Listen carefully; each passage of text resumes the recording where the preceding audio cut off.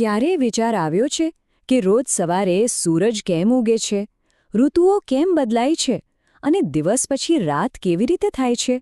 આ બધું કંઈ એમ જ નથી થતું. એ એક વિશાળ કોસ્મિક ડાન્સનો ભાગ છે.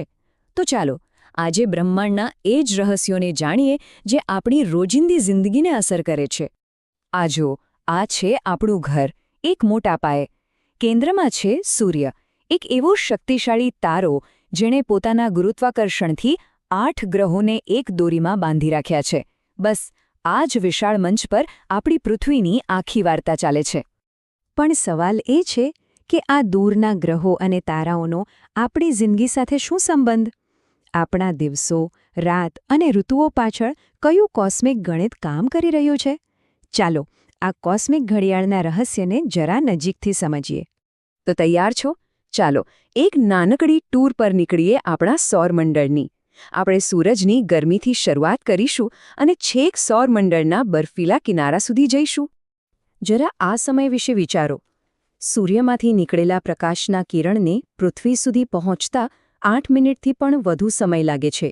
મતલબ કે જો સૂરજ અચાનક ગાયબ થઈ જાય તો આપણને 8 મિનિટ પછી ખબર પડશે. ટેકનિકલી આપણે હંમેશા 8 મિનિટ જૂનો સૂરજ જોઈએ છીએ. કમાલ છે નહીં? તો સૂર્યની સૌથી નજીક છે સળગતો બુધ, અને પછી રહસ્યમય વાદળોથી ઘેરાયેલો શુક્ર. એના પછી આવે છે આપણું ઘર પૃથ્વી, અને એની બાજુમાં છે લાલ ગ્રહ મંગળ. હવે વારો આવે છે ગેસના દૈત્યોનો, એટલે કે વિશાળ ગુરુ અને પોતાના વલયો માટે પ્રખ્યાત શનિ. અને છેક છેડે ઠંડા ખૂણામાં છે યુરેનસ અને નેપચ્યુન. હવે આટલા બધા ગ્રહોના નામ ક્રમમાં યાદ રાખવા થોડા અઘરા છે, બરાબર ને? પણ ચિંતા ન કરો, એનો એક મસ્ત ઉપાય છે. અંગ્રેજીમાં આ વાક્ય યાદ રાખો: my very excellent mother just served us noodles. દરેક શબ્દનો પહેલો અક્ષર તમને ગ્રહોનો સાચો ક્રમ યાદ કરાવશે. એકદમ સરળ. ચાલો હવે ગ્રહોની ટૂર પૂરી કરીને પાછા આવીએ આપણા પોતાના ઘરે, પૃથ્વી પર. આપણને તો લાગે કે બધું સ્થિર છે, પણ હકીકત એનાથી બિલકુલ અલગ છે. પૃથ્વી સતત 2 અલગ અલગ રીતે ગતિમાં છે, અને આ જ ગતિઓ આપણા જીવન પર રાજ કરે છે. આને બહુ સરળ રીતે સમજીએ. પહેલી ગતિ છે પરિભ્રમણ. સમજો કે પૃથ્વી એક ભમરડાની જેમ પોતાની જ જગ્યા પર ગોળ ગોળ ફરે છે. આ એક ચક્કર પૂરું કરવામાં 24 કલાક લાગે છે, અને એનાથી જ દિવસ અને રાત થાય છે. બીજી ગતિ છે પરિક્રમણ, એટલે કે પૃથ્વી સૂર્યની આસપાસ એક મોટો ચક્કર લગાવે છે, જેમાં 365 દિવસ લાગે છે, અને એનાથી ઋતુઓ બને છે. અહીં જુઓ, જેમ પૃથ્વી ફરે છે, જે ભાગ સૂરજની સામે આવે ત્યાં દિવસ હોય છે, અને જે ભાગ છાયામાં જતો રહે ત્યાં રાત. સિમ્પલ. અને આ ચક્ર સતત ચાલતું જ રહે છે. આ બધું થતું હોય ત્યારે પૃથ્વી સૂર્યની આસપાસ પણ પોતાનો લાંબો પ્રવાસ ચાલુ રાખે છે. હવે એક મજેદાર વાત. શું તમને ખબર છે કે અત્યારે આ જ ક્ષણે આપણે બધા લગભગ 1600 કિલોમીટર પ્રતિ કલાકથી પણ વધુ સ્પીડથી ફરી રહ્યા છે? હા, સાચું સાંભળ્યું. આપણને એનો અહેસાસ એટલા માટે નથી થતો કારણ કે આપણી આસપાસની દરેક વસ્તુ, હવા સુદ્ધા આપણી સાથે જ એ જ સ્પીડથી ફરી રહી છે. પણ સવાલ એ થાય કે આટલા મોટા સતત ફરતા ગોળા પર કોઈ જગ્યા કેવી રીતે શોધવી? વિચારો, ગૂગલ મેપ્સ કેવી રીતે કામ કરતું હશે? બસ આ જ સમસ્યાને ઉકેલવા માટે માણસોએ પૃથ્વી પર એક કાલ્પનિક જાળ બનાવી છે, એક ગ્લોબલ એડ્રેસ સિસ્ટમ.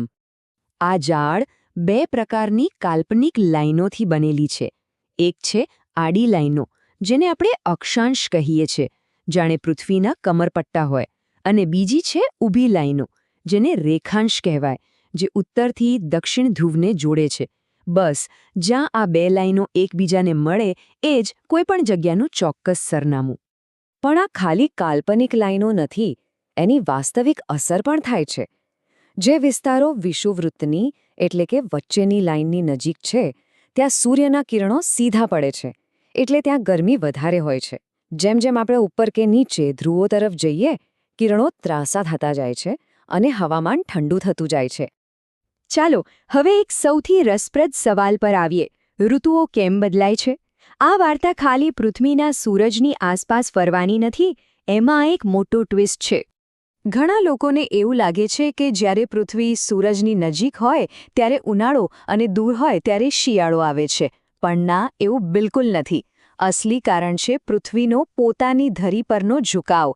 હા, પૃથ્વી સીધી નથી ફરતી, પણ થોડી નમેલી છે, લગભગ 23.5 ડિગ્રી, અને આ નાનકડો ઝુકાવ જ બધો ખેલ કરે છે.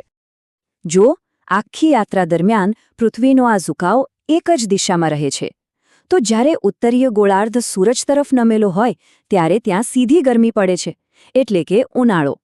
6 મહિના પછી જ્યારે એ સૂરજથી વિરુદ્ધ દિશામાં નમેલો હોય ત્યારે ત્યાં શિયાળો. માર્ચ અને સપ્ટેમ્બરમાં ઝુકાવની અસર લગભગ સરખી હોય છે, એટલે દિવસ અને રાત લગભગ સમાન લંબાઈના હોય છે. અને હવે વાત કરીએ સૌરમંડળના સૌથી નાટકીય શો વિશે, ગ્રહણ. આ બીજું કંઈ નહીં પણ એક કોસ્મિક સંયોગ છે, જ્યારે સૂરજ, પૃથ્વી અને ચંદ્ર ત્રણેય એક સીધી લીટીમાં આવી જાય છે. એકદમ સાદી ભાષામાં કહીએ તો ગ્રહણ એટલે આકાશમાં પડતો એક પડછાયો. જ્યારે કોઈ એક ગ્રહ કે ઉપગ્રહ બીજાના પ્રકાશને રોકી લે ત્યારે આપણને ગ્રહણ જોવા મળે છે. અને પૃથ્વી પરથી મુખ્યત્વે 2 પ્રકારના ગ્રહણ દેખાય છે, સૂર્યગ્રહણ અને ચંદ્રગ્રહણ. સૂર્યગ્રહણ તો ખરેખર એક અદ્ભુત કુદરતી સંયોગ છે. વિચારો, ચંદ્ર સૂર્ય કરતાં 400 ગણો નાનો છે, પણ એ પૃથ્વીથી 400 ગણો નજીક પણ છે. આ જ કારણે તે આકાશમાં બરાબર સૂર્યને ઢાંકી શકે છે. જ્યારે આવું થાય ત્યારે ચંદ્રનો પડછાયો પૃથ્વી પર પડે છે, અને આ ઘટના હંમેશા અમાસના દિવસે જ શક્ય બને છે. ચંદ્રગ્રહણમાં આખી ગેમ ઊંધી થઈ જાય છે. અહીં પૃથ્વી સૂરજ અને ચંદ્રની વચ્ચે આવી જાય છે, અને પૃથ્વીનો મોટો પડછાયો સીધો ચંદ્ર પર પડે છે. આ પડછાયાને કારણે ચંદ્ર ઘણીવાર તાંબા જેવો લાલ દેખાય છે, અને આ નજારો ફક્ત પૂનમની જ રાત્રે જોવા મળી શકે છે. તો જોયું, પરિભ્રમણથી લઈને ગ્રહણ સુધી આપણું જીવન સતત આ બ્રહ્માંડના તાલ સાથે જોડાયેલું છે. પણ એક વાત વિચારવા જેવી છે. જો આકાશમાં પડતો એક સામાન્ય પડછાયો આટલો સુંદર અને અદ્ભુત નજારો બનાવી શકે, તો એવી તો કેટલીય અજાયબીઓ આપણી આસપાસ રોજ થતી હશે, જેના પર આપણું ક્યારેય ધ્યાન જ નથી જતું.